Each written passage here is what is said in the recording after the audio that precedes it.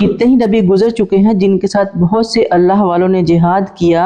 اور ان کو اللہ کی راہ میں جو مصائب درپیش ہوئے ان میں نہ انہوں نے ہمت ہاری، نہ کمزوری دکھائی اور نہ ہی سرنگوں ہوئے۔ ایسے ثابت قدم رہنے والوں کو اللہ پسند فرماتا ہے۔ اور ان کی دعا بس یہی تھی کہ اے ہمارے رب، ہمارے گناہ معاف فرما اور ہمارے کام میں اگر زیادتی ہو گئی تو اسے معاف فرما اور ہمیں ثابت قدم رکھ اور کافروں کے مقابلے میں ہماری مدد فرما۔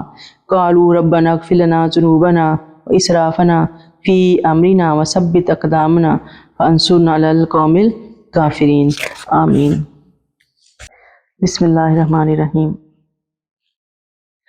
فَأَتَاهُمُ اللَّهُ ثواب الدنیا وحسن ثواب الآخرہ، اور اللہ نے انہیں دنیا کا بدلہ بھی دے دیا اور آخرت کا ثواب بھی بہت ہی خوب ہے۔ واللہ یحب المحسنین، اور اللہ تعالیٰ محسن لوگوں کو، نیک عمل کرنے والوں کو بہت محبوب رکھتا ہے۔ یا ایھا الذین آمنوا ان تطیعوا الذین کفروا یردوکم علی اعقابکم فتنقلبوا خاسرین۔ اور اے ایمان والو، اگر تم کافروں کا کہا مانو گے اور وہ تمہیں الٹے پاؤں یعنی اسلام سے پھیر دیں گے اور تم نقصان اٹھاؤ گے۔ حقیقت یہ ہے کہ اللہ ہی تمہارا مولا ہے، وہی سب سے اچھا مددگار ہے۔ بل اللہ مولاکم، اصل میں اللہ ہی تمہارا مولا ہے۔ ان قریب ہم کافروں کے دلوں میں تمہارا رعب ڈال دیں گے، کیونکہ انہوں نے اللہ کے ساتھ ان کو شریک بنایا جن کے لیے اللہ نے کوئی دلیل نہیں اتاری تھی، اور ان کا ٹھکانہ جہنم ہے، اور ان ظالموں کا ٹھکانہ بہت ہی برا ہے۔ بلا شبہ اللہ نے جو تم سے وعدہ کیا تھا اسے پورا کر دیا، اور جب کہ تم احد میں کافروں کو اللہ کے حکم سے خوب قتل کر رہے تھے تاکہ تم نے آنکھیں یہاں تک کہ تم لوگوں نے بزدلی دکھائی اور نبی کے حکم میں جھگڑنے لگے، اور اپنے پسندیدہ چیز یعنی مال غنیمت نظر آ جانے کے بعد تم لوگوں نے اس کی نافرمانی کی۔ تم میں سے کچھ وہ تھے جو دنیا چاہتے تھے اور کچھ آخرت چاہتے تھے، پھر اللہ نے تمہیں کافروں میں مقابلے میں پسپا کر دیا تاکہ تمہیں آزمائے، اور بے شک اللہ نے تمہارا قصور معاف کر دیا کیونکہ وہ مومنوں کے لیے بڑا ہی فضل والا ہے۔ یہ پوری پھر سے آ گئی اس کی کہ جنگ احد میں ایکچولی ہوا کیا تھا، تو اللہ تعالیٰ بتا رہا ہے کہ کچھ لوگ، کیونکہ جب وہ اتر رہے تھے اپنی جگہ چھوڑ رہے تھے تو کچھ لوگوں نے منع بھی کیا تھا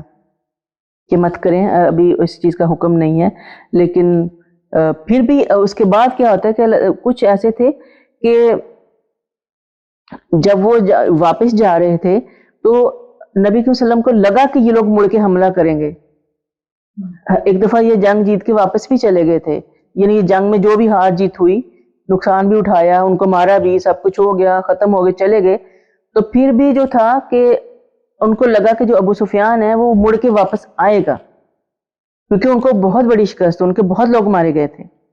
تو اس وقت جو تھا کہ نبی صلی اللہ علیہ وسلم نے پھر جو لوگ بچ گئے تھے جو ٹوٹے پھوٹے زخمی حالتوں میں تھے، کیونکہ انہوں نے ڈیفینڈ کیا تھا جنگ کو نا، تو ڈیفینڈنگ میں آپ کو بہت زیادہ نقصان ہو سکتا ہے، تو انہوں نے پھر نبی نے ان کو حکم دیا کہ آپ ان کے پیچھے جاؤ، تو لوگ پھر چل پڑے، تو پھر اپنے زخمی بھی تھے، برے حال میں تھے، تھکے ہوئے تھے، پھر بھی آپ کے حکم پہ وہ چل پڑے۔ تو یہ سارے ملے جلے لوگ تھے، سارے ہی نہ تو نافرمانی والے کرنے والے تھے، کچھ کا دل کمزور، کیونکہ اب یہ بھی یاد رکھیں کہ یہ بھی ایمان اسلام کی وہ والی سٹیجز تھی جو بہت انیشیل تھیں جنگوں کے معاملے میں، اور ایمان بھی اگر ایک بندہ کہتے ہیں میں آج مسلمان ہوا ہوں، تو مجھے بتائیں ایک سال کے اندر وہ کتنا ایماندار ہو جائے گا۔ لیولز ہوتے ہیں نا جی، ہم عمریں گزر گئی، پیدائشی مسلمان ہیں، ہمیں بہت سے احکامات کا بھی سمجھ میں نہیں، تو یہ لوگ سیکھ رہے تھے ابھی نا، تو ایمان کے لیول بھی ہوتے ہیں نا، تو کئیوں کے دلوں میں بھی جب مال دیکھا تو اس کی ہوا کہ اب آ جاتے ہیں واپس، تو ایک لمحے کا ایک فیصلہ ہوتا ہے جو آپ کی ساری زندگی کے ٹائٹل بن جاتا ہے۔ تو اللہ تعالیٰ فرماتا ہے کہ ہر طرح کے لوگ تھے، لیکن اللہ تعالیٰ نے ان کے جو ہے ان کی معافی کا وعدہ کر دیا ان کے ساتھ، اور پھر اللہ تعالیٰ نے اپنا فضل کر دیا مسلمانوں کے اوپر۔ پھر ایک استسعدون ولا تلون علی احد والرسول یدعوکم فی اخراکم فاصابکم غما بغم لکی لا تحزنوا علی ما فاتکم ولا ما اصابکم واللہ خبیر بما تعملون۔ جب تم جنگ احد میں بھاگ رہے تھے اور نہ کسی کی طرف مڑ کر دیکھتے تھے، حالانکہ اللہ کا رسول تمہارے پیچھے سے تمہیں بلا رہا تھا، پھر اللہ نے تمہیں غم پر غم دیے تاکہ تم ایسی بات پر غم نہ کرو جو تمہارے ہاتھ سے نکل جائے، اور نہ ایسی مصیبت جو تم پر نازل ہو۔ جو کام بھی تم کرتے ہو اللہ ان سے خوب واقف ہے۔ جب یہ لوگ بھاگنے والے وہاں سے بھاگ رہے تھے جنگ میں سے، تو آپ پکار رہے تھے کہ الہ یا عباد اللہ، کہ میں تو الہ یا عباد اللہ، کہ میں تو ادھر ہی ہوں، اللہ کے بندو میری طرف لوٹ آؤ۔ مگر بھگدڑ کے عالم میں یہ پکار سنی انسنی ہو گئی۔ تو یہ جنگ بغیر ہار جیت کے ختم ہوئی تھی، ٹھیک ہے۔ تو نصرت و فتح مال غنیمت سے محرومی کا غم، یعنی اللہ تعالیٰ کرے میں نے پھر آپ کو غم پہ غم دیے، تو ایک جو کلیئر فتح تھی وہ نہیں ملی تھی مسلمانوں کو، تو اندر بھی ایک مزری رہ جاتی ہے نا کہ ہم یہ کر لیتے وہ ہو جاتا، وہ کر لیتے یہ ہو جاتا، اور پھر مال غنیمت بھی اسرا نہیں مل سکا۔ اگر پوری فتح ہوتی تو پھر ہر چیز لے کے آتے۔ تو اللہ تعالیٰ کہتا ہے پھر مسلمانوں کے زخمی ہونے کا غم، آپ کی شہادت کی افواہ پھیلنے کا غم، یہ ساری چیزیں جو اللہ تعالیٰ نے پھر غم پہ غم دیے۔ پھر اس غم کے بعد اللہ نے تم میں سے کچھ لوگوں کو امن بخشنے والی اونگ طاری کر دی، اور کچھ ایسے لوگ تھے جنہیں اپنی جانوں کی فکر ہوئی تھی، وہ اللہ کے متعلق ناحق دورے اور جاہلیت کے سے گمان کرنے لگے تھے، اور وہ پوچھتے تھے کہ آیا اس معاملے میں ہمارا بھی کوئی عمل دخل ہے؟ آپ کہہ دیں بلا شبہ جملہ اختیار اللہ کے پاس ہیں، اور اپنے دلوں میں چھپائے ہوئے جو آپ کے سامنے ظاہر نہیں کرتے کہتے ہیں اگر اس معاملے میں ہمارا کچھ دخل ہوتا تو ہم یہاں مارے نہ جاتے۔ کہیے اگر تم اپنے گھروں میں رہتے تب بھی جن کے لیے مرنا مقدر ہو چکا تھا وہ یقیناً مقتل کی طرف نکل پڑتے، تاکہ اللہ آزما لے تمہارے سینوں میں پوشیدہ ہے اور جو کھوٹ تمہارے دلوں میں ہے تمہیں اسے صاف کر دے، اور اللہ دلوں کے خیالات تک کو خوب جانتا ہے۔ یہاں پہ جب لوگ بہت تھک ٹوٹ کے چور ہو چکے تھے تو اللہ تعالیٰ نے کچھ دیر کے لیے ان کے اوپر نیند کا غلبہ طاری کر دیتا ہے۔ یہ ہم اپنے آیت سکینہ والے ٹاپکس میں دیکھ چکے ہیں، یہ اللہ کی بڑی رحمت ہوتی ہے بعض اوقات کہ اللہ تعالیٰ نیند طاری کر دیتا ہے۔ اس نیند سے انسان کے دماغ کو بھی سکون آتا ہے، کچھ دیر کے لیے وہ جو سٹریس کی سچویشن سے نکل جاتا ہے، پلس باڈی کو ریسٹ مل جاتا ہے، وہ ریپیئرنگ ہو جاتی ہے آپ کی نئے معاملے میں پھر سے تیار ہونے کے لیے۔ تو یہ اللہ تعالیٰ کی رحمت ہے جس نے ان کی تھکاوٹ دور کر دی۔ اور حضرت طلحہ فرماتے ہیں کہ یوم احد کو عین جنگ کے دوران ہمیں اونگ نے آ لیا، تلوار میرے ہاتھوں سے گرنے کو ہوتی تو میں اسے سنبھالتا، مگر پھر گرنے کو ہوتی تو پھر تھام لیتا۔ یعنی عین جنگ کے دوران میں اللہ تعالیٰ نے ان کو تھوڑا سا مدہوشی اور نیند میں ڈال دیا۔ پھر یہ کہ منافقین کی ایک جماعت عبداللہ بن ابی کے ہاتھ میدان جہاد سے پہلے ہی لگ ہو چکی تھی، کچھ لوگ پھر بھی رہ گئے، یہ وہ منافق تھے جو کہ اپنے مسلمان رشتہ داروں کی وجہ سے ٹک گئے تھے۔ حدیث کی روایت کے مطابق یہ دوسرا گروہ منافقین کا تھا جنہیں اپنی جانوں کے علاوہ کسی چیز کی فکر نہ تھی، وہ قوم میں سب سے زیادہ بزدل، سب سے زیادہ مرعوب اور سب سے زیادہ حق کی حمایت سے گریز کرنے والے لوگ تھے۔ پھر وہ کہتے ہیں کہ کیا ہمارا مشورہ بھی تسلیم ہو سکتا ہے؟ ہم نے تو مدینہ میں رہ کر لڑنے کا مشورہ دیا تھا، یا یہ کہ اب شکست کے بعد بھی ہمارے لیے فتح کا کوئی امکان ہے؟ اس شکست سے ایک فائدہ یہ ہو کہ سب کے متعلق معلوم ہو گیا کہ وہ اپنے ایمان میں کتنا مضبوط ہیں، بزدل اور منافقوں کا بھی پتہ چل گیا، اور اس کے علاوہ مخلص مسلمانوں کو اپنی کمزوریاں دور کرنے کا بھی موقع مل گیا۔ یہی بات کہ اس جنگ میں بہت سے لوگوں کے ٹیسٹ ہوئے تھے اور چھانٹی ہو گئی تھی لوگوں کی اور منافقوں کی بھی، کون کس لیول پہ کھڑا، تاکہ جب اگلی جنگ ہو تو آپ کو پتہ ہو کہ ہم کہاں کھڑے ہیں۔ اس کے بعد آ گیا کہ ان الذین تولوا منکم یوم التقى الجمعان انما استزلهم الشیطان ببعض ما کسبوا وَلَقَدْ عَفَا اللَّهُ عَنْهُمْ إِنَّ اللَّهَ غَفُورٌ حَلِيمٌ۔ جس دن دونوں لشکروں کی مٹ بھیڑ ہوئی تو تم میں سے جو لوگ پسپا ہوئے ان کی بعض غلطیوں کی بنا پر شیطان نے ان کے قدم ڈگمگا دیے تھے، بلا شبہ اللہ نے انہیں معاف کر دیا کیونکہ اللہ درگزر کرنے والا ہے۔ اے ایمان والو، ان کافروں کی طرح نہ ہو جانا جو جب ان کے بھائی بند زمین میں سفر پر جہاد پر نکلتے ہیں تو کہتے ہیں اگر وہ ہمارے پاس رہتے تو نہ مرتے اور نہ مارے جاتے۔ اللہ تعالیٰ ان کی اس قسم کی باتوں کو ان کے دلوں میں حسرت کا سبب بنا دیتا ہے، اور اللہ ہی زندہ رکھتا ہے اور مارتا ہے، اور جو کام تم کر رہے ہو اللہ انہیں دیکھ رہا ہے۔ اگر تم اللہ کی راہ میں مارے جاؤ یا خود مر جاؤ، بہرحال اللہ کی بخشش اور رحمت ان سب چیزوں سے بہتر ہے جنہیں یہ لوگ جمع کر رہے ہیں۔ بیسیکلی یہ جو منافق تھے جو بظاہر مسلمان بنے ہوئے تھے، یہ لوگوں کے جہاد کے ارادوں کو کمزور کرتے تھے۔ انہیں کہتے تھے اب تم لوگ نہ، ہم نے تو پہلے ہی کہا تھا مدینہ سے باہر لڑیں گے تو مارے جائیں گے، ہم نے تو کہا تھا مت جاؤ، آپ ہی گئے، اب بھگتو، ایسا کی باتیں ہم کرتے ہیں نا۔ تو اللہ تعالیٰ کہہ رہا ہے کہ اللہ دلوں کے کی باتیں خوب جانتا ہے، اور جس کو مرنا اس کو ہر حال میں مرنا ہے۔ تو اگر آپ کو عزت کی اور جہاد سے صرف موت کے خوف سے منہ نہیں موڑنا چاہیے، یہ مین بات ہے۔ وَلَئِن مُتِمُّوا أَوْ قُتِلْتُمْ لَا إِلَى اللَّهِ تُحْشَرُونَ۔ اگر تم مر جاؤ یا مارے جاؤ، بہرحال تم سب اللہ کی طرف اکٹھے کیا جاؤ۔ موت بہرحال کے اپنے ٹائم پہ آنی ہے، تم بیٹھے بیٹھے بھی مر سکتے ہو اور شہید کا درجہ بھی پا سکتے ہو، تو موت کے ڈر سے جہاد سے مت بھاگو۔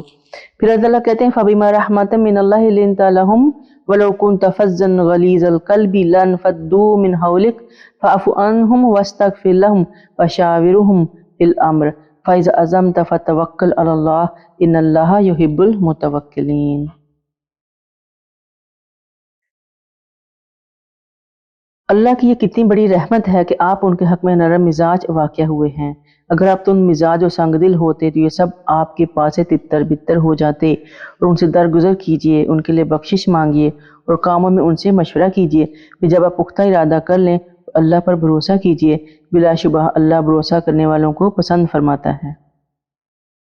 اب پھر یہ ٹریننگ ہو رہی ہے، ڈائریکٹلی یہاں پہ مخاطب نبی کے وسلم ہیں اور پھر آگے ہم لوگ ہیں کہ کام مشورے سے کریں، سختی نہ ہو، مزاج کے اندر نرم دلی ہو، سب کو ساتھ لے کے چلیں، جب مشورہ کرنے کے بعد پھر اللہ تعالیٰ پر توکل کریں۔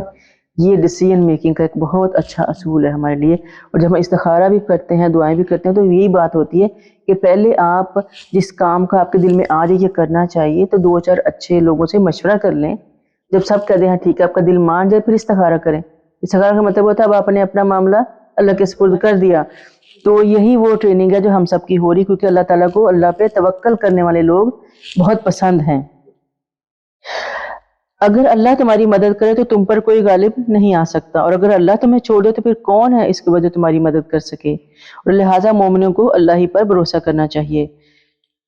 اور نبی کی یہ شان نہیں کہ خیانت کرے، اور جو خیانت کرے گا وہ قیامت کے دن خیانت کردہ چیز سمیت حاضر ہو جائے گا، پھر ہر شخص کو اس کی کمائی کا پورا پورا بدلہ دیا جائے گا، اور وہ کسی پر ظلم نہ ہوگا۔ بھلا جو اللہ کی رضا کے پیچھے چل رہا ہو وہ اس جیسا ہو سکتا ہے جو اللہ کے غضب میں گرفتار ہوا ہو، اور اس کا ٹھکانہ جہنم جو کہ بہت ہی برا ٹھکانہ ہے۔ اور اللہ کے ہاں لوگوں کے مختلف درجات ہیں، اور جو کچھ وہ عمل کرتے ہیں اللہ انہیں خوب دیکھ رہا ہے۔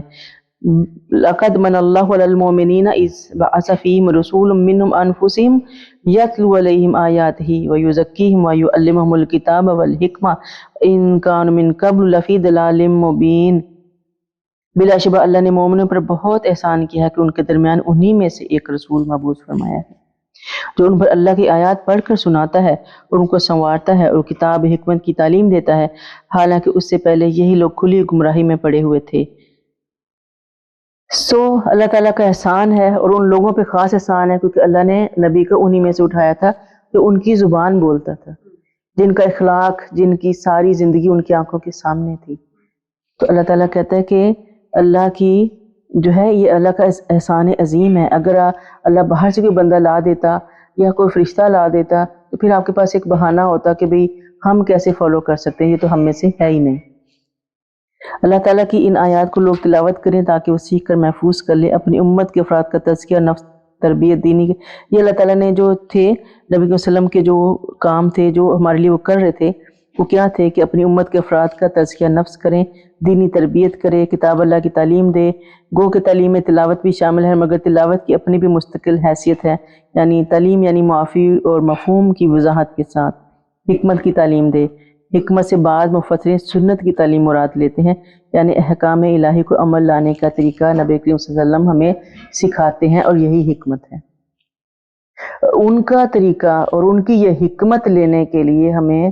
ان کی سنت اور ان کی حدیث کو دیکھنا پڑے گا، ٹھیک ہے۔ تو اس کے بعد یہ ہے کہ اللہ تعالیٰ فرماتے ہیں اولما، بھلا جب تم پر مصیبت آئی،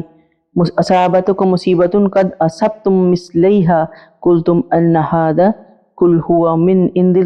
انفسکم ان اللہ علی کل شیء قدیر۔ بھلا جب تم پر مصیبت آئی تو تم چلا اٹھے کہ یہ کہاں سے آ گئی، حالانکہ اس سے 2 گنا صدمہ تم کافروں کو پہنچا چکے ہو، اور کہہ دیجئے کہ یہ مصیبت تمہاری اپنی ہی لائی ہوئی ہے، بے شک اللہ ہر چیز پر قادر ہے۔ یہ بھی جنگ احد کا ہی بیک گراؤنڈ چل رہا ہے ابھی تک، کیونکہ لوگ پیٹ رہے تھے نا کہ ہم تو مسلمان ہیں، ہم کیوں ہارے۔